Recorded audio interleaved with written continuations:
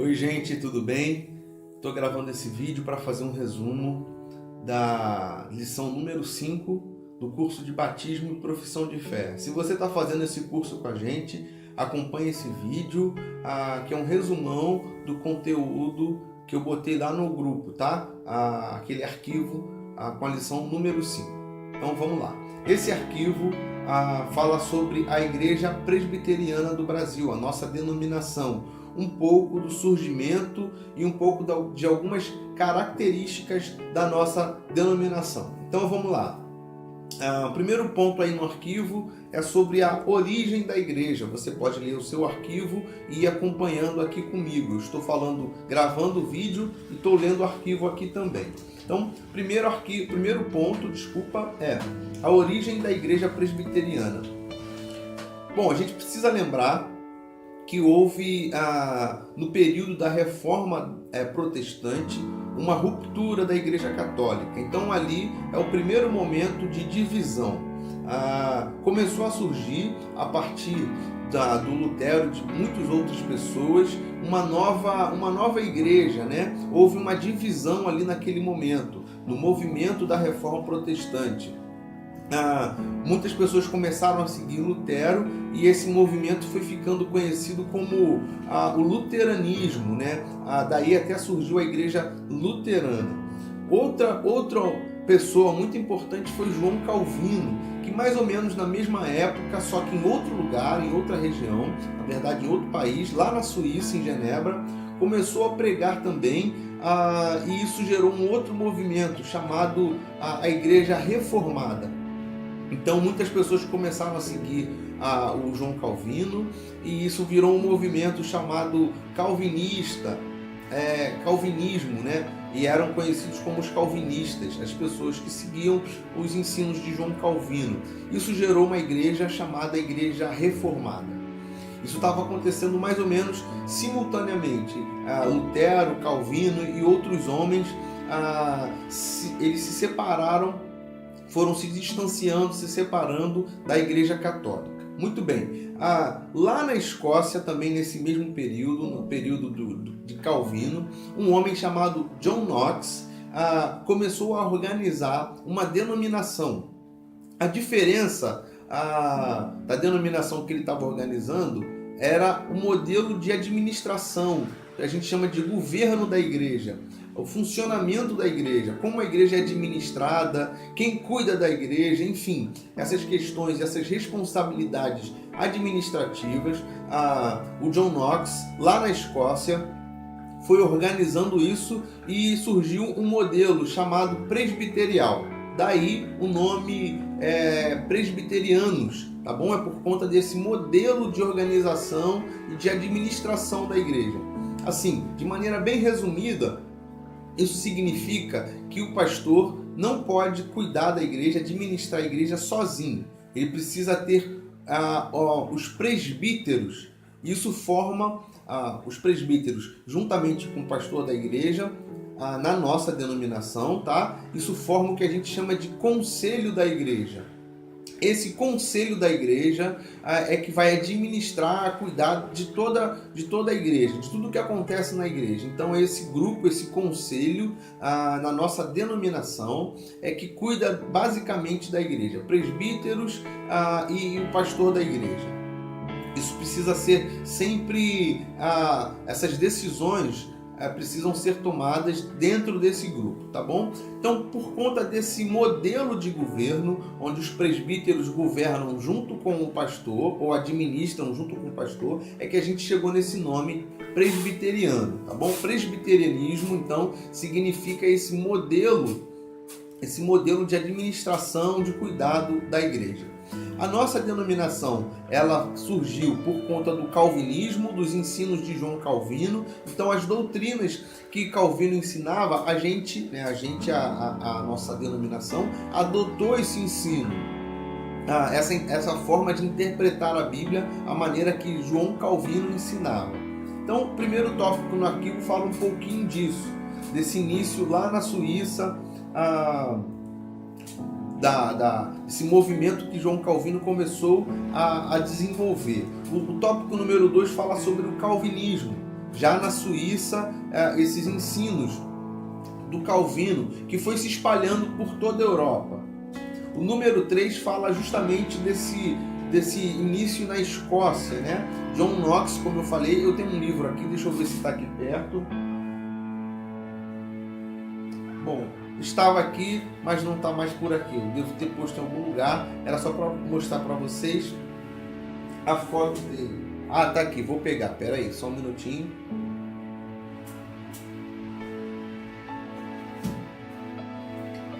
Achei. Esse é o John Knox.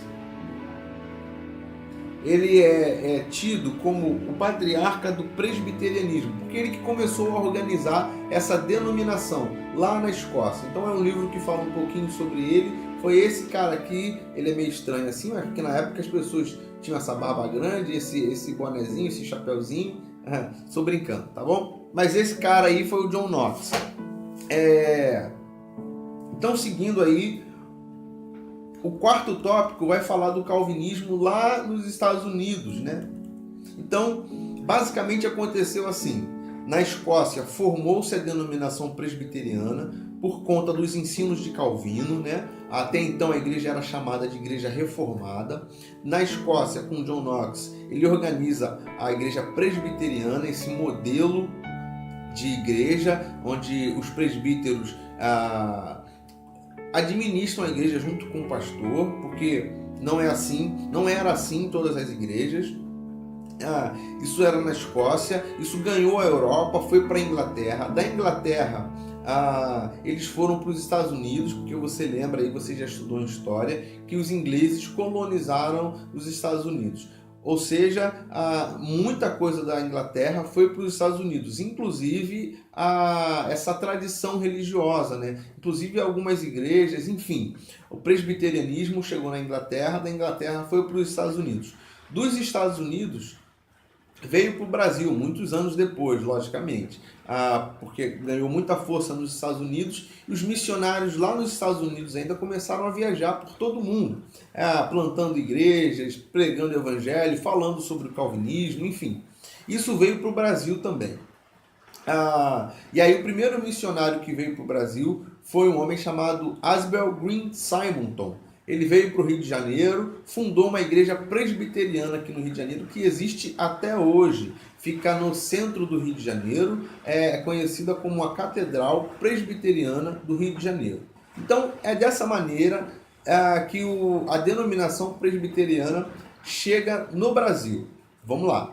Escócia, John Knox, ganhou força na Europa, foi para a Holanda, para a França, enfim, ganhou muita força na Europa, foi para a Inglaterra também, da Inglaterra, Estados Unidos, dos Estados Unidos veio para o Brasil, por conta de missionários, pessoas que viajavam pregando o Evangelho. O ponto 5 fala justamente sobre o calvinismo no Brasil.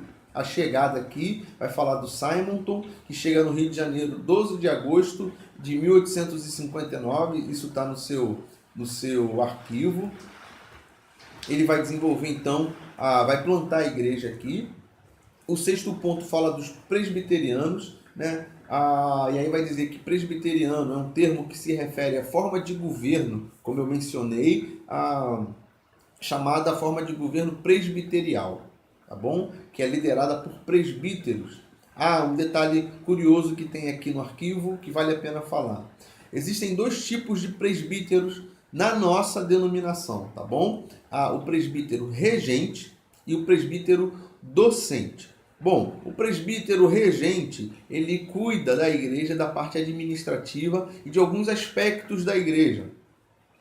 O presbítero docente, ele é responsável pelo ensino, pela pregação, pelos estudos. Então tem essa diferença. É o que a gente costuma chamar de pastor. O pastor é responsável pela pregação, pelo estudo, mas nos documentos ele é chamado de presbítero também, só que docente. E aí diferencia do presbítero regente, que tem umas outras atividades, tá bom? Que ele precisa desempenhar. Isso é só uma curiosidade. Seguindo, o ponto 7 é o ponto mais importante aqui do vídeo. Por quê? Quando a gente fala de calvinismo, do que a gente está falando? A gente está falando dos ensinos que João Calvino promoveu. Espera aí rapidinho, porque eu estou vendo aqui que minha câmerazinha caiu quando eu peguei o livro. Eu vou ajeitar. Agora sim, vai ficar bonitinho ali a máquina aqui no fundo, né? Beleza, então agora ficou certinho. Vamos lá. Então, calvinismo é isso. São ensinos que João Calvino promoveu, que ele organizou. A nossa tradição, ou seja, a denominação presbiteriana, ela adotou esse ensino do João Calvino. Por isso que nós somos conhecidos como calvinistas. Ou seja, João Calvino interpretou vários textos da Bíblia, ensinou várias doutrinas e nós adotamos isso. Nós somos então da corrente calvinista. Em alguns aspectos nós adotamos também alguns ensinos de Lutero, mas a maioria dos ensinos a gente adotou do Calvino. Por isso que a gente é chamado de calvinista, né? Ou seja, nossa teologia é reformada calvinista. Reformada porque começou no movimento da Reforma Protestante, essa divisão, aquela ruptura com a Igreja Católica, e calvinista porque a gente adotou os ensinos de João Calvino, ok? É disso que a gente está falando quando a gente fala calvinismo. Alguns aspectos do que Calvino ensinou tem aí no ponto 7 no seu arquivo que está escrito doutrina. Então vamos lá. Quais são essas doutrinas? Bom, antes de continuar, precisa lembrar o seguinte. O que tem no seu arquivo são 5 pontos. Calvino ensinou muito mais do que somente esses 5 pontos. Mas esses 5 pontos é basicamente o que diferencia a corrente calvinista dos outros pontos, tá bom?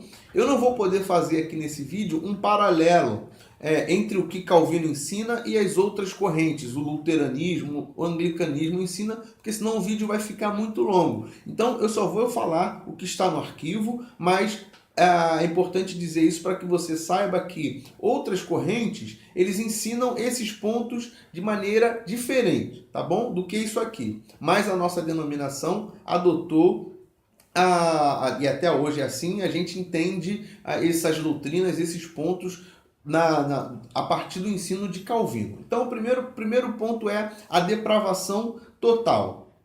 Resumindo aqui, você pode ler no seu arquivo aí com calma, mas resumindo, isso significa o seguinte, que o homem, ele nasce num estado de pecado, ou seja, ele nasce completamente separado de Deus, corrompido pelo pecado.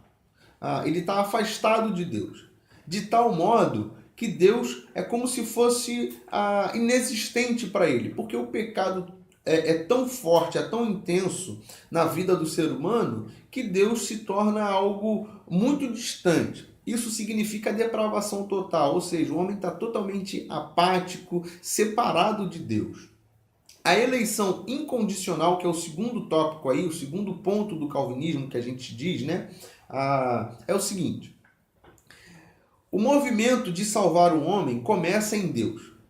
Deus que escolhe salvar o homem. Isso é importante, porque tem muita gente que acha que é o homem que escolhe Deus. Errado. É o Deus que se revela para o homem. Por quê? Porque uma vez que o pecado toma conta do homem, o homem está, como eu disse, na depravação total, o homem está totalmente afastado de Deus, o homem não tem consciência de Deus. O homem só tem consciência de Deus, só pode entender a Deus quando o próprio Deus se revela para ele, se mostra, se apresenta, toca no coração e na mente. Aí é que o homem pode perceber Deus. Então o primeiro movimento é sempre de Deus na direção do homem. Grave isso, que isso é importante, tá bom? Não é o homem que escolhe a Deus, mas é Deus que escolhe o homem. Deus que alcança o homem. Deus que salva o homem. Isso significa a eleição incondicional, ou seja, é o próprio Deus, o movimento é de Deus. Deus que elege o homem. O terceiro ponto é expiação limitada. Esse ponto também é muito interessante. Expiação significa a morte e o sofrimento de Jesus na cruz. O sacrifício de Jesus.